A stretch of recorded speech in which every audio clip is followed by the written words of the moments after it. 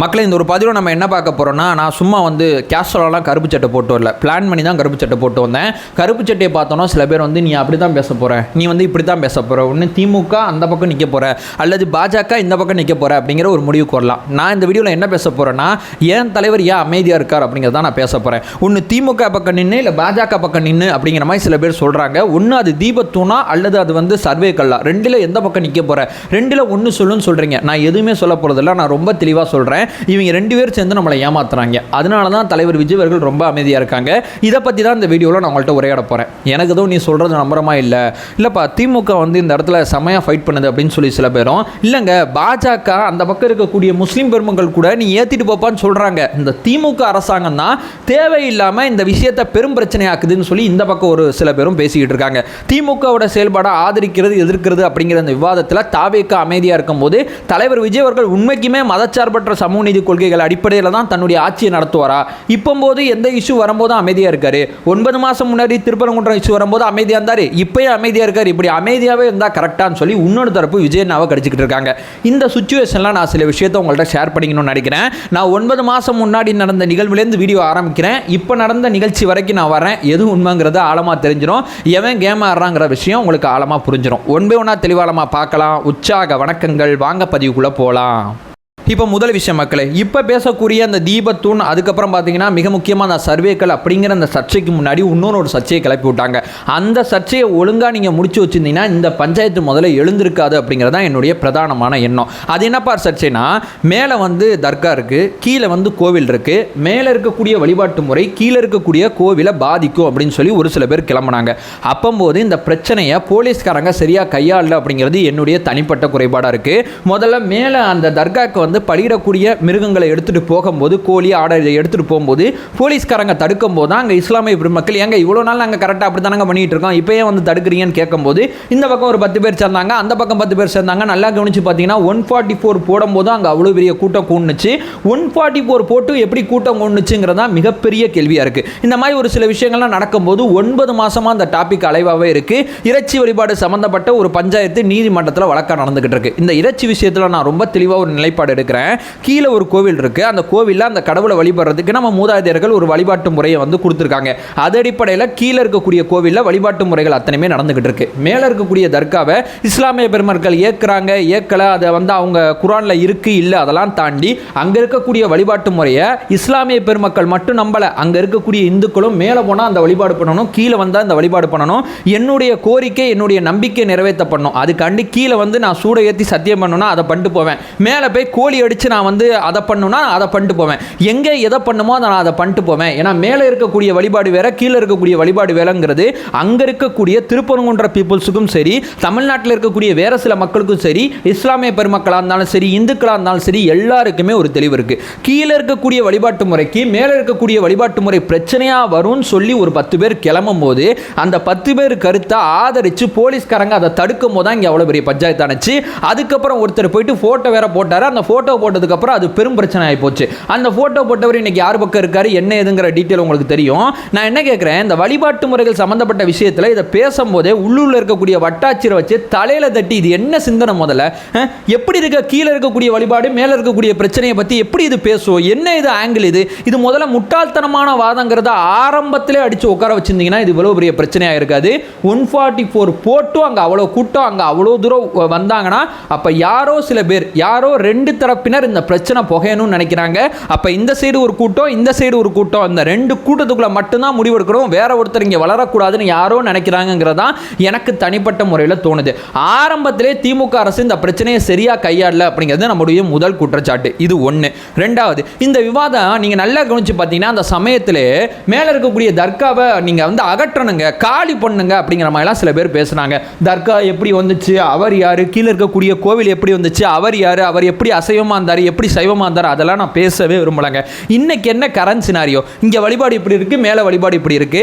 1991 வழிபாட்டு தலங்கள் சட்டமானது அமல்படுத்தப்பட்டுச்சு. சுதந்திர இந்தியாவுக்கு பின்னாடி எங்கெங்க கோவில் இருக்கோ அங்கங்க கோவில் இருக்கட்டும், எங்கெங்க வந்து மசூதி இருக்கோ அங்கங்க மசூதி இருக்கட்டும், எங்க சர்ச் இருக்கோ அங்க இருக்கட்டும், யாரு எதையும் மாற்றக்கூடாது. இந்த இது பாபர் மசூதி இருக்கு பாத்தீங்களா, அதாவது நம்ம அயோத்தி இருக்கு பாத்தீங்களா, அயோத்திக்கு மட்டும் விலக்கு கொடுத்தாங்க, மற்ற எல்லாமே அப்படியே இருக்கட்டும் சொன்னாங்க. அது அடிப்படையில் இன்னைக்கு அது அப்படி எப்படி இருக்கு, யார் யார் எங்கெங்க போய் வழிபடணுமோ அவங்கவுங்க வழிபட்டுக்கிட்டு போட்டுக்கிட்டு இருக்காங்க. கீழே இருக்கக்கூடிய கோவிலுக்கு மேலே இருக்கக்கூடிய தர்கா பிரச்சனை கோவிலும் சொல்லலை, கோவில் இருக்கக்கூடிய கடவுளும் சொல்லலை. மேலே இருக்கக்கூடிய தர்காவில் இருக்கக்கூடிய சில பேர் செய்யக்கூடிய விஷயங்கள் வந்து கீழே இருக்கக்கூடிய கோவிலை பாதிக்குதுங்கிறது மேலே இருக்கக்கூடிய கடவுளும் சொல்லலை. யாருமே எதுவுமே செய்யாமல் இங்கே இருக்கக்கூடிய சில பேர் இந்த விஷயத்தை பண்ணும்போது அவங்கள தூக்கி உள்ளே வைக்காம வேடிக்கை பார்த்தது யார்? நல்லா யோசிச்சு பாருங்க. தர்காவை தூக்கணும், சிக்கந்தர் மலையை ஆக்கணும், இந்த மாதிரி போலி பிரச்சாரங்கள் சோஷியல் மீடியாவில் பரவும் போது ஏன் நடவடிக்கை எடுக்கல? எத்தனை பேர் திருப்பரங்குன்ற விஷயத்தில் அவதூறு பரப்புறாங்க, பொய் தகவல் பரப்புறாங்க அப்படின்னு சொல்லி எத்தனை பேர் மேலே இந்த ஆளும் அரசாங்கம் கைது நடவடிக்கை எடுத்திருக்கு. அப்போ யாரோ 2 பேருக்கு இந்த டாபிக் அலைவாகவே இருக்கணும். அலைவா இருந்தால் தான் உன் பக்கம் ஒரு கூட்டம் கூடும், என் பக்கம் ஒரு கூட்டம் கூடும், அப்போ தான் இந்த கேம் சரியாக விளாட்லான்னு சொல்லி யாரோ 2 பேர் நினைக்கிறாங்கிறது உண்மையாக அவங்களுக்கு புரியாமல் இருக்குது. என்னோட பாயிண்ட் ஆஃப் வியூ அதான். முதல்ல இறைச்சி விஷயத்தை சரியாக கையாளல. இதை பற்றி மேலே இருக்கக்கூடிய தர்காவை தூக்கணும்னு பேசுறவனை தூக்கி உள்ள போடாம, கீழே இருக்கக்கூடிய கோவிலை தூக்கணும்னு பேசுறவனை தூக்கி உள்ள போடாம 2 பேரையும் பார்த்துட்டு இருந்தது யாரு அப்படிங்கிறது இங்க பெரிய கேள்வியா இருக்கு. இது 2. 3வது பிரதானமான விஷயத்துக்கு வரேன். இப்ப இருக்கக்கூடிய அந்த ஒன்னு தீபத்துனா அது சர்வே கல்லா, 2ல ஏதோ ஒன்று இருக்குப்பாங்க அப்படிங்கிற ஒரு கொஸ்டின் மார்க் இங்க போயிட்டு இருக்கு. இப்போ 3வது மேட்டர் பார்த்தீங்கன்னா, இது 9 மாசம் முன்னாடி அந்த சர்ச்சை வரும்போது ஏதோ ஒரு பஞ்சாயத்தை இங்கே பண்ண போறாங்க அந்த சங்கிகள் குரூப்புங்கிறது உங்க அத்தனை பேருக்குமே தெரியும். சரிப்பா, அது தீபத்துனா சர்வே கல்லா 2ல எது அப்படின்னு சொல்லி கேட்டீங்கன்னா, அது தீபத்துனா இருந்தாலும் சரி, சர்வே கல்லா இருந்தாலும் சரி, தனிப்பட்ட முறையில் என்ன கேட்டிங்கன்னா அது என்ன பொறுத்தவரையும் அது வந்து எதுவாக இருந்தாலும் சரி, ஆனால் அங்கே எதுவும் பண்ணக்கூடாது அப்படிங்கிறது தான் என்னுடைய நிலைப்பாடாக இருக்குது. ஏன்னா ஆல்ரெடி அந்த திருப்பரங்குன்ற மலையில் அந்த முருகனுக்கு வந்து மேலே தீபம் ஏற்றப்படாமல் இல்லை, மேலே முருகனுக்கு தீபம் ஆல்ரெடி ஏற்றப்பட்டுச்சு. இந்த தீப வழிபாடே முதல்ல சமணர்கள் வழிபாடுலாம் சொல்கிறாங்க, அதெல்லாம் ஒரு பக்கம் தள்ளி இருந்தாலும் தீபம் அங்கே ஏற்றப்படாமல் இல்லை. ஒரு ரொம்ப நாட்களாகவே ஒரு இடத்துல தீபம் ஏற்றப்படுது. இந்த முருகன் சன்னதிக்கு மேலே நேர் உச்சியில் அந்த உச்சி பிள்ளையார் கோவிலுக்கிட்ட அந்த தீபம் ஏற்றப்பட்டுக்கிட்டு இருக்கு. ஏற்றப்படாமல் இருந்தால் எப்பா தீபத்தூண் இருக்குப்பா ஏற்றுப்பா அப்படின்னு சொல்லலாம். ஆல்ரெடி அங்கே ஒரு வேலை போயிட்டு இருக்கு. இப்போ இந்த தீபத்தை எடுத்து வந்து இங்கே ஏற்றணும் அப்படின்னு சொல்லும் போது தான் எனக்கு காண்டாகுது. ஏன் இந்த தீபம் இங்கே ஏற்றப்பட்டா என்ன? இப்போ முதல்ல தீபம் அங்கே போய் ஏற்றணும் இங்கே, அதுக்கப்புறம் தீபம் ஏற்றுற இடத்த சுற்றி ஒரு 10 மீட்டருக்கு எதுவும் இல்லாமல் பார்த்துங்கன்னு சொல்லுவீங்க. தீபத்துக்கு தர்கா இடைஞ்சலாக இருக்குது அப்படின்னு சொல்லி தர்காவை நிற்கணும்னு சொல்லுவீங்க. அயோத்தியில் இதானே பண்ணீங்க. முதல்ல போயிட்டு நாங்கள் போய் வழிபடுறோம், பாபர் மசூதிக்குள்ளே இருக்கக்கூடிய ராமரை போய் வழிபட்டுட்டு வரோம்னு சொன்னீங்க. இன்னைக்கு என்ன நடக்குது?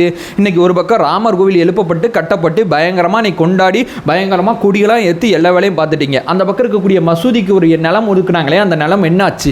இப்போ வரைக்கும் ஏதாவது கட்டுமானம் நடந்துச்சா? அந்த நிலத்துக்கு ஏதாவது பர்மிஷன் கொடுத்து எதுவும் வேலை நடந்துச்சா? ஒரு பக்கம் கோவில் கட்டிட்டாங்க, ஒரு பக்கம் மசூதி என்னாச்சுங்கிறத இங்கே இருக்கக்கூடிய இந்திய ஆட்சியாளர்கள் யாராவது கண்டுக்கிட்டாங்களா? யாருமே கண்டுக்கல. நீங்கள் ஆரம்பத்தில் இப்படி தான் போவீங்க, லைட்டாக விளக்கேற்றிட்டு வரோம், அதுக்கப்புறம் என்ன பண்ணுவீங்க? நம்ம முன்னாடி சொன்னபடி அடுத்தடுத்த ஸ்டெப்பை நோக்கி, இது எடுத்தவங்க ப்ராசஸ் கிடையாதுங்க. ஒரு 20 வருஷம் அப்படியே பிளான் பண்ணி அலைவாகவே இந்த பிரச்சனையை கொண்டு வந்துட்டே இருப்பாங்க. இங்கே திருப்பரங்குன்றத்தை பிடிச்சிட்டாங்களா, கேரளாவில் சபரிமலையை முடிச்சிட்டாங்க. ஆந்திராவில் இருக்கக்கூடிய நம்மளுடைய அவர் பேர் என்ன, ஆந்திரா இருக்கக்கூடிய ஒருத்தர் இருப்பார், ஐயோ மறந்து போயிட்டேன், ஏழுமலையான் கோவிலில் இருக்கக்கூடிய அந்த நெய் சம்மந்தப்பட்ட பிரச்சனையை எடுத்துட்டாங்க. ஒவ்வொரு ஏரியாலும் உத்தரப்பிரதேசத்தில் அங்கே இருக்கக்கூடிய மிக முக்கியமாக அயோத்தி கோவில் எடுத்துட்டாங்க.